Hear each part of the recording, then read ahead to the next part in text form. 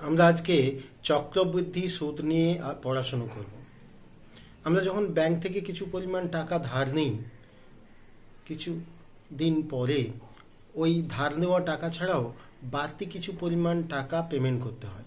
এই বাড়তি কিছু টাকার পরিমাণটাই হচ্ছে মোট সুদের পরিমাণ। কেমন? এই সুদ সাধারণত দুই প্রকার, একটা সরল সুদ, একটা চক্রবৃদ্ধি সুদ।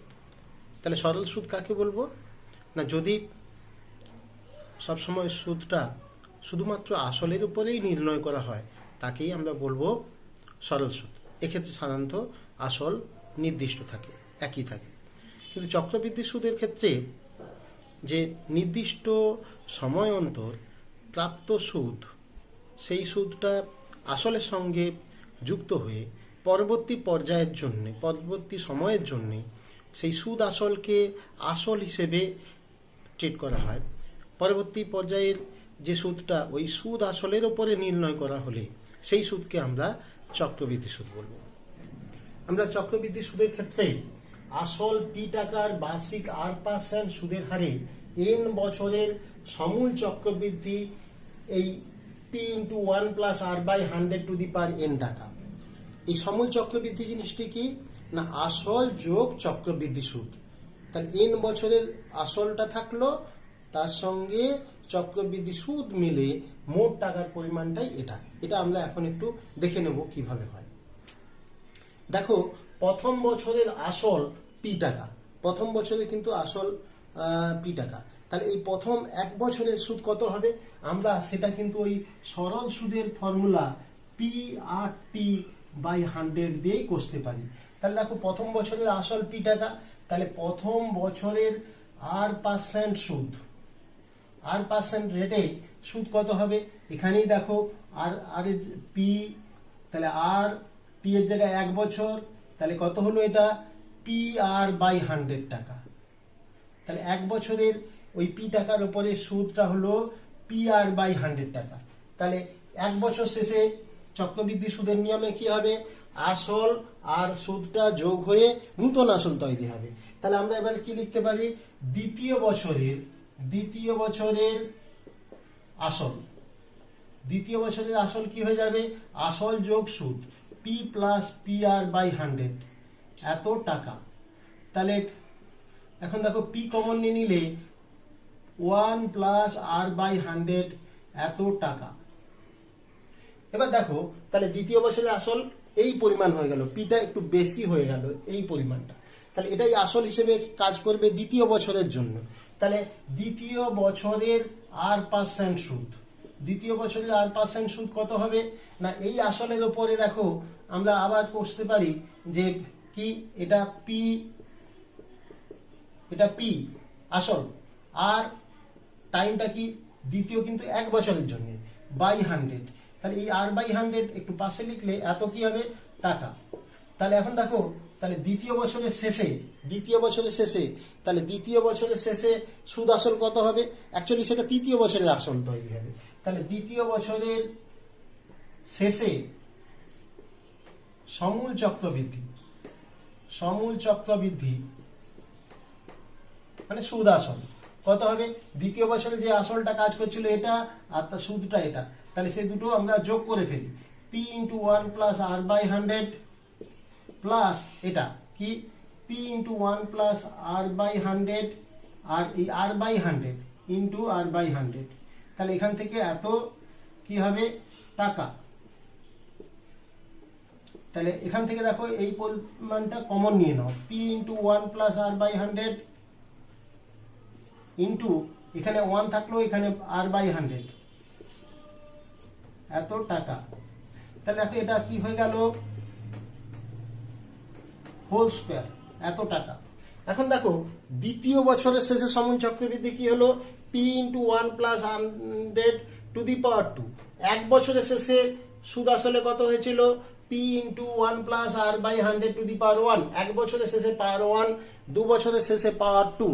তাহলে আমরা যদি n বছর ক্যালকুলেট করি একই নিয়মে, তাহলে এইরকম বারে বারে আমরা তৃতীয় বছর, এটা অ্যাকচুয়ালি তৃতীয় বছরের আসল, একই রকমে কষতে থাকি। তাহলে n বছরের শেষে কি হবে? সেম এক্সপ্রেশন পাবো, P ইন্টু 1+r/100 n। যে সময় অন্তর অন্তর সুদ ক্যালকুলেট করে আসলের সঙ্গে যোগ করা হয় সেটাই সুদের পর্ব। এই সুদের পর্ব কিছু না বলা থাকলে ধরে নেওয়া যাবে 1 বছর। আবার এই সুদের পর্বটা 6 মাস ছাড়াও হতে পারে, আবার সুদের পর্বটা 3 মাস হতে পারে। 3 মাস ছাড়া ছাড়া সুদ ক্যালকুলেট করে আসলের সঙ্গে যুক্ত হবে।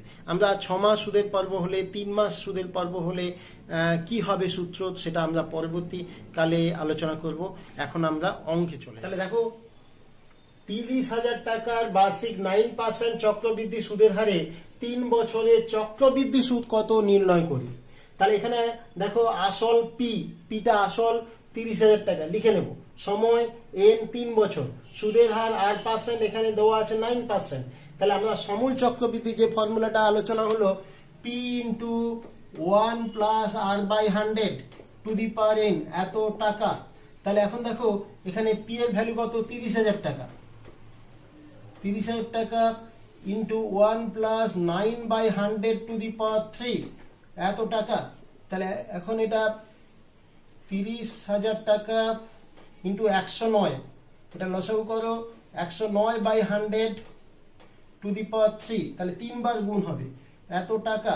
30,000 ইন্টু 109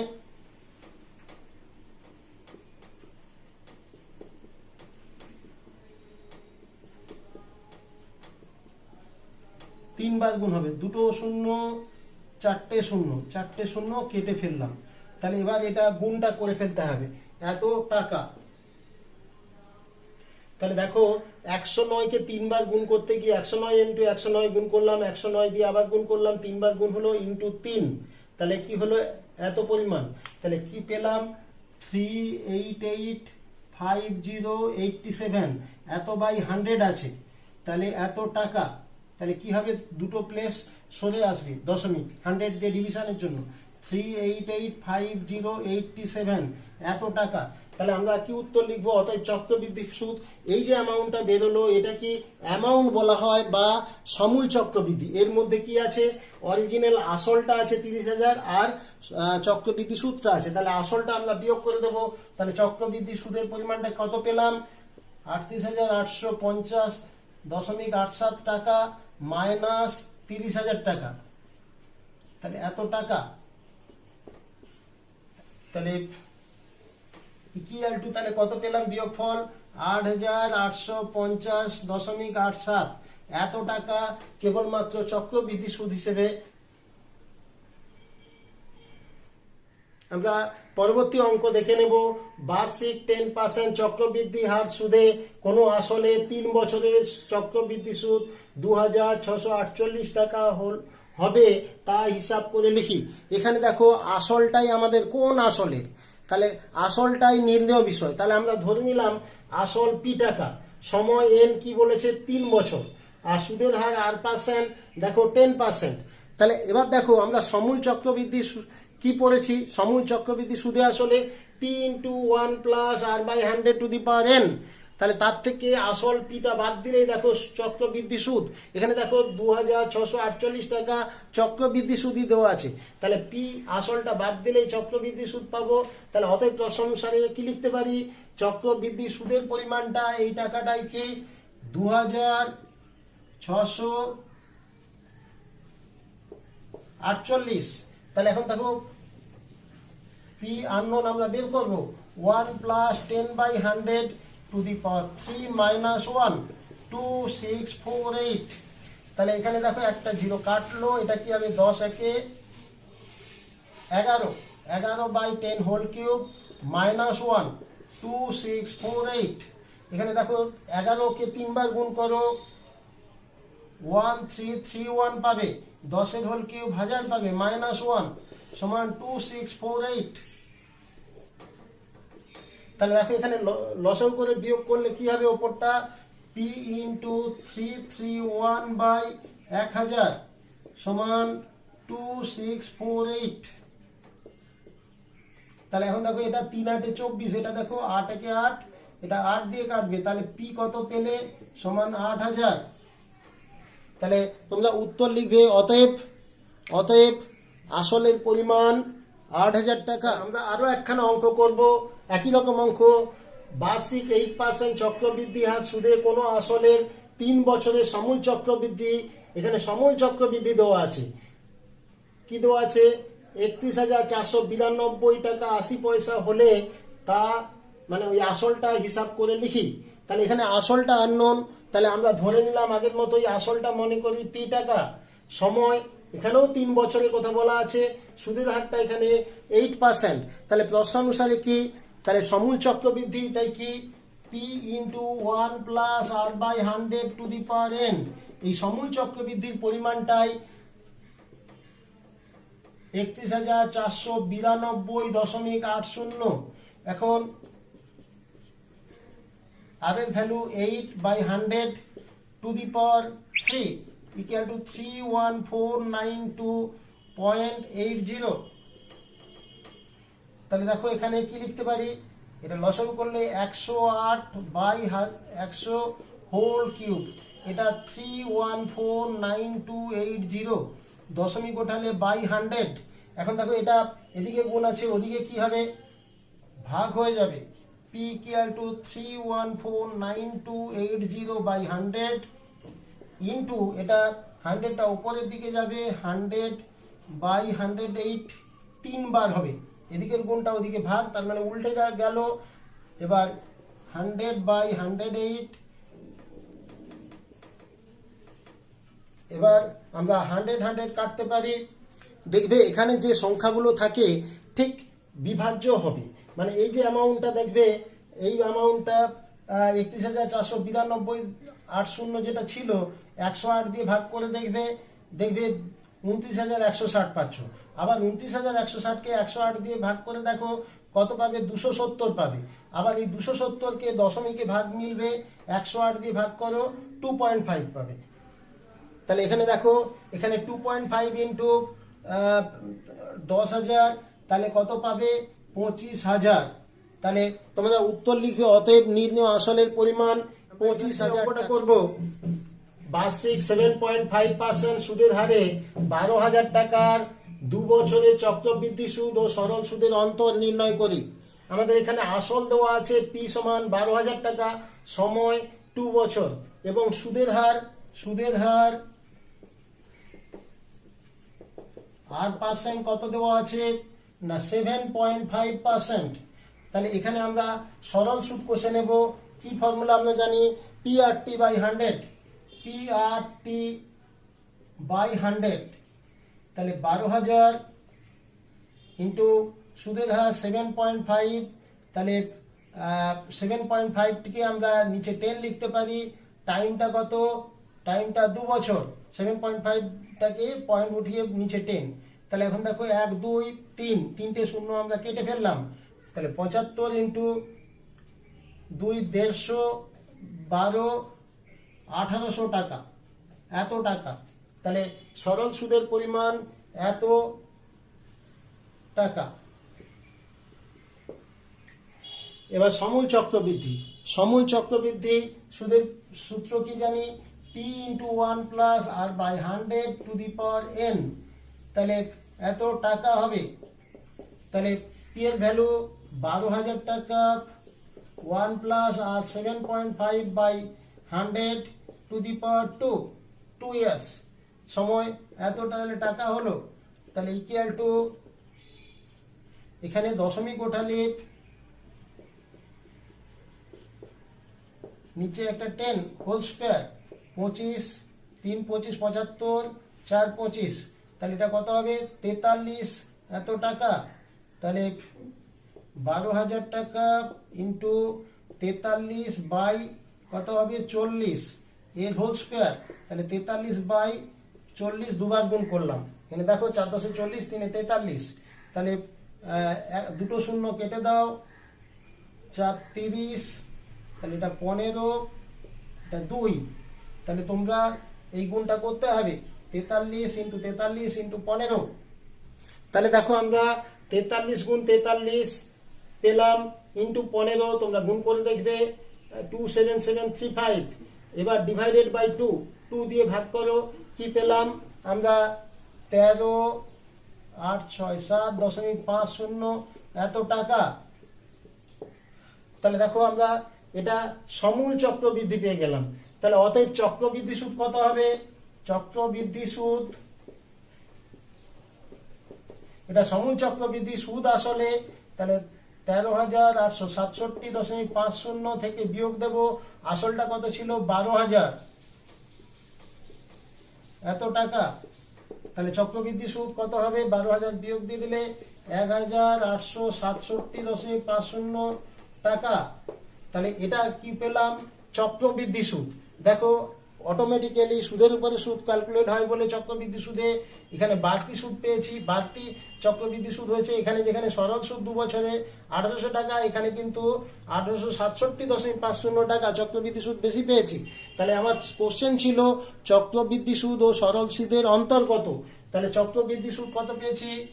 1,867.50 বিয়োগ সরল সুদ কত পেয়েছিলাম? 1800 টাকা। তাহলে দুটোর অন্তর কত হবে? দেখো 67.50 টাকা। তাহলে তুমি সরল সুদের বদলে 12,000 টাকা তুমি যদি চক্রবৃদ্ধি সুদের রাখো, 2 বছরের মধ্যে তুমি 67 টাকা 50 পয়সা বাড়তি পাবে। আমরা আরো একখানা অঙ্ক দেখে নেব। বার্ষিক 9% সরল সুদের হারে কিছু টাকা 2 বছরের চক্রবৃদ্ধি সুদ ও সরল সুদের অন্তর 129 টাকা 60 পয়সা হলে ওই টাকার পরিমাণ হিসেব করে লিখি। তাহলে ওই টাকা মানে আসলটা কত? আসলটা আননোন, তাই আমি লিখে নিয়েছি, মনে করি আসল পি টাকা। সময় এখানে কি বলছে? 2 বছরে। আর সুদের হার 8%টা 9%। তাহলে সরল সুদটা বের করবো। সরল সুদের আমরা কি ফর্মুলা জানি? সরল সুদ ইকুয়াল টু PRT বাই 100 টাকা। তাহলে পি কত এখানে আমরা জানি না, আর 9% টিটা 2 বছর বাই 100 এত টাকা। তাহলে ইকুয়াল টু পি বাই 100 এত টাকা। তাহলে সরল সুদটা আমাদের বেরিয়ে গেল। এবার চক্রবৃদ্ধি সুদ, সমূল চক্রবৃদ্ধি কি জানি? P into 1 plus R by 100 to the power N. এখানে এন এর জায়গায় আমরা বাই এন মাইন, এবার তার থেকে আসলটা বাদ দিলে এই যে পি এত টাকাই হচ্ছে আমার চক্রবৃদ্ধি সুদ। তাহলে এবার ভ্যালুগুলো পি কমন নিয়ে নিতে পারি, ভ্যালুগুলো বসিয়ে দেব। 1 প্লাস 9% হোল স্কোয়ার মাইনাস 1 এত টাকা। তাহলে এটা কি চক্রবৃদ্ধি সুদ? আসলটা বাদ দিয়ে দিয়েছি, তাহলে এটা থাকে চক্রবৃদ্ধি সুদ শুধু। তাহলে এখন দেখো এবারে আমরা কি করব? পি ইন্টু এটা লসাগু করলে 109 বাই 100 হোল স্কোয়ার মাইনাস 1 এত টাকা।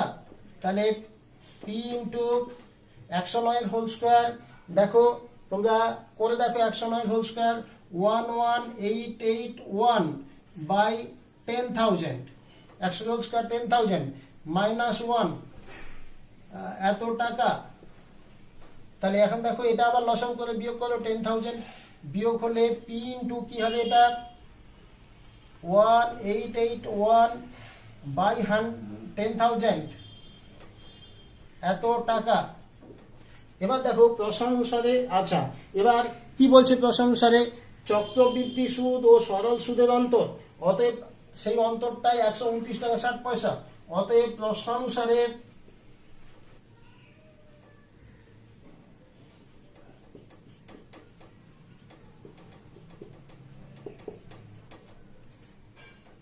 তাহলে এবার লসাগু হবে 10,000, আর লসাগু করে কি হবে?